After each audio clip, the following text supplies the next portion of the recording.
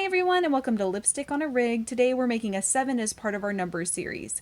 Please check the links in the description if you're going to add any other numbers to this because I have links to other numbers that should be roughly the same size and font as this one. For this project you're going to need a size G or 6 crochet hook and some size 4 medium weight acrylic yarn. To get started, go ahead and attach the yarn to your crochet hook and chain 14. Once you have your 14 chains, go ahead and turn them over so that you can see these back bumps back here. And what we're going to do is we're going to place a double crochet in the third back bump from our crochet hook, so right here. And then we're just going to place a double crochet in the next 6 back bumps for a total of 7 double crochets.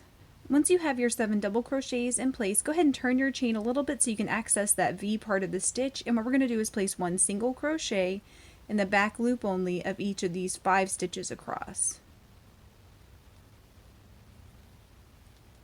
From here, we're just going to tie off our yarn.